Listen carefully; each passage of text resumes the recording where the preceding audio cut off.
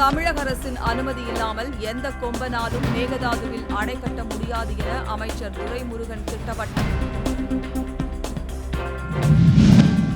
அரசுக்கும் ஆளுநருக்கும் இடையிலான மோதலை முடிவுக்கு கொண்டு வந்து துணைவேந்தர் காலி பணியிடங்களை நிரப்ப மருத்துவர் ராமதாஸ் வலியுறுத்தல்.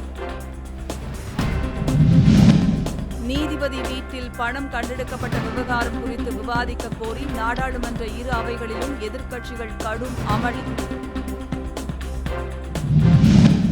பிணையை ரத்து செய்ய கோரி அமலாக்கத்துறை தொடர்ந்த வழக்கில் 10 நாட்களில் பதிலளிக்க செந்தில் பாலாஜிக்கு உச்சநீதிமன்றம் ஆணை. தொகுதி மறுவரையறையை மேலும் 30 ஆண்டுகளுக்கு நிறுத்தி வைத்து பிரதமர் மோடி அறிவிக்க வேண்டுமென முதலமைச்சர் ஸ்டாலின் வலியுறுத்தல். தமிழகத்தில் உள்ள 40 சுங்கச்சாவடிகளில் ஏப்ரல் முதல் சுங்க கட்டணம் உயர்த்தப்படும் என்ற அறிவிப்புக்கு பாமக தலைவர் அன்புமணி கண்டனம்.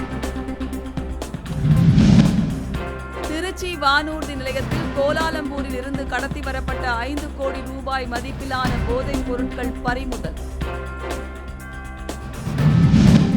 பெஞ்சல் புயலால் பாதிக்கப்பட்டவர்களுக்கு இழப்பீடு வழங்காததை கண்டித்து ஆரணியில் வலைப்பந்து விளையாடி விவசாயிகள் நூதன போராட்டம்.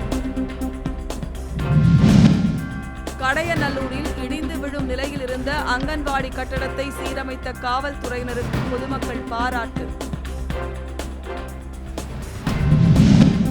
உதகை அருகே அமைய உள்ள நீரேற்று மின் நிலைய திட்டத்தை கைவிடக் கோரி மாவட்ட ஆட்சியரிடம் மலை கிராம மக்கள் மனு.